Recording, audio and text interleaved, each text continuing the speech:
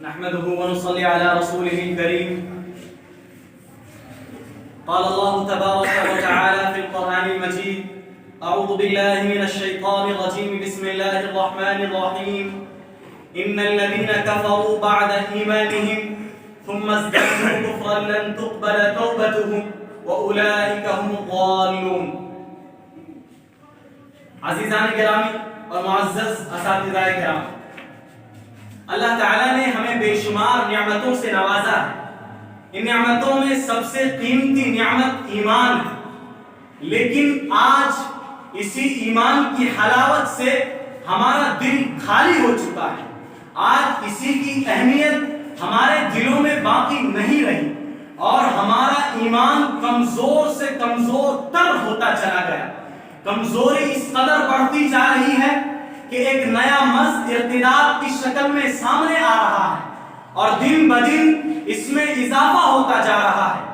اللہ تبارک و تعالی نے قرآن کریم میں ارشاد فرمایا: وَمَن يَرْتَدِدْ مِنْكُمْ عَنْ دِينِهِ فَيَمُتْ وَهُوَ كَافِرٌ فَأُولَئِكَ حَبِطَتْ أَعْمَالُهُمْ فِي الدُّنْيَا وَالْآخِرَةِ وَأُولَئِكَ أَصْحَابُ النَّارِ هُمْ فِيهَا خَالِدُونَ.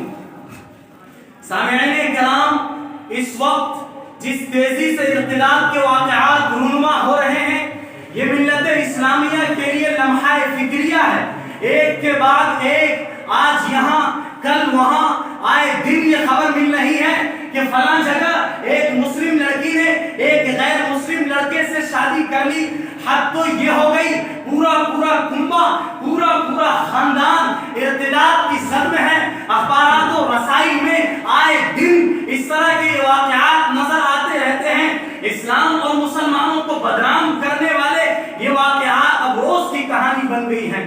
مسلم لڑکیوں کا غیر مسلم لڑکوں کے ساتھ شادی رچانا اور اپنے دین و ایمان کو چھوڑ دینا، ترک کر دینا بہت عام ہو چکا ہے. مجموعی طور پر ارتداد کی اس لہر میں بہت بڑی تعداد بہہ چکی ہے، جن میں اکثریت عصری اداروں کی پیداوار ہے.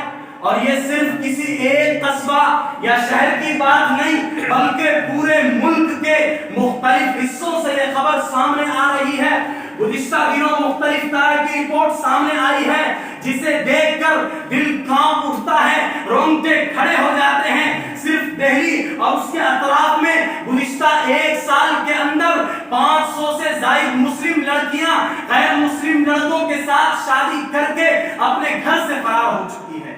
یہ صرف دہلی اور اطراف دہلی کی رپورٹ ہے. اندازہ لگائیں اور دوسرے شہروں کا کیا حال ہوگا، ارتداد کی کیا تعداد ہوگی. البتہ یہ بات واضح ہو چکی ہے کہ مسلم لڑکیوں کو پھنسا کر شادی کرانے کی منظم سازش باقاعدہ رچی گئی ہے اور بڑی قوت کے ساتھ یہ مہم چلائی جا رہی ہے. سامعین بزم، مسلم لڑکیوں کو مرتد بنانے کا کام کتنا منظم اور منصوبہ بند ہے، اس کا اندازہ اس بات سے ہوتا ہے کہ بعض علاقوں کے تعلق سے معلوم ہوا کہ مسلم لڑکیوں کو جال میں پھنسانے کا طریقہ اور اس کے پیچھے کے مقاصد تحریری شکل میں تقسیم کیے گئے ہیں. یہاں تک کہ اس پر انعامی رقم بھی متعین کی گئی ہے اور ایک ہدف طے کیا گیا ہے کہ اس کو کر گزرنا ہے. ان سب چیزوں سے اندازہ ہوتا ہے کہ یہ کام کس قدر منظم انجام دیا جا رہا ہے اور اپنی بہنیں غیروں کے ساتھ جا کر اپنی عاقبت برباد کر رہی ہیں. لہذا موجودہ صورتحال میں ہمیں منظم سازش کو ناکام بنانے کی اتھاک کوشش کرنی ہوگی تاکہ دختران ملت کو ضائع ہونے سے بچایا جا سکے اور دنیا کے ساتھ ساتھ ان کی آخرت بھی تباہ ہونے سے بچ جائے. اب سوال یہ ہوگا کہ ارتداد کے اسباب و علل کیا ہیں؟ تو جواب یہ کہ بہت سے اسباب ہیں جو مختلف نوعیت کے ہیں، جیسے اسکولوں اور عصری اداروں میں مروج مغربی مخلوط نظام تعلیم اور اپنے بچوں کے حق میں ذمہ دار حضرات کی بے توجہی، موبائل کا لایعنی استعمال، دین سے دوری، گھر کے گندے ماحول، فحش اور جنسی خواہشات کو ابھارنے والی فلمیں اور سیریل، علماء سے عوام کی دوری کا نتیجہ، یہی وہ چیزیں ہیں جو ہماری بہنوں کو ارتداد کی طرف جانے پر مجبور کر رہی ہیں.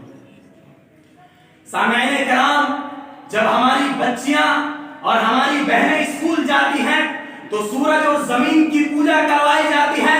تہذیب و ثقافت اور سنسکرتی پروگرام کے نام پر اپنے ڈانس اور ڈسکو کا حصہ زد میں آ کر سادہ لوگ معصوم بچے اچھے اور برے کی تمیز نہیں کر پاتے، ان میں اسلام اور غیر اسلام کا فرق باقی نہیں رہ پاتا، پھر مکمل سازش کے ذریعے اسلام مخالف گفتگو، تبصرے اور ڈیبیٹ کے ذریعے ان میں رہی صحیح چنگاری بھی بجھا دی جاتی ہے۔ نتیجہ یہ ہوتا ہے کہ ارتداد جیسی مہلک بیماری پھیلتی چلی جاتی ہے۔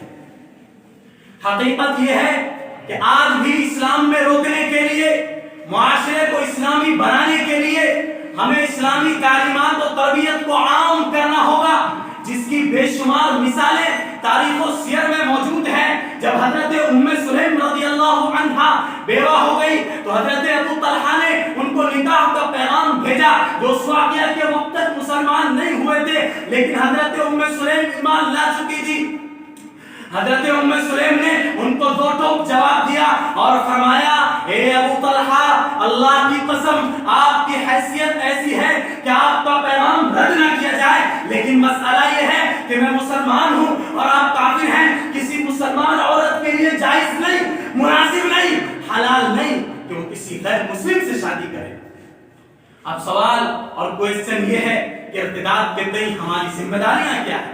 تو ہمیں جواب ملتا ہے کہ ارتداد کے اس بڑھتے قدم کو روکنے کے لیے ہم اپنی اولاد کی اچھی تعلیم و تربیت کریں، انہیں اسلامی تعلیمات سے آراستہ کریں، قرآن و حدیث کی بنیادی معلومات دیں، سنت نبوی کا ان کو پابند بنائیں۔ میں نہیں چاہتا تو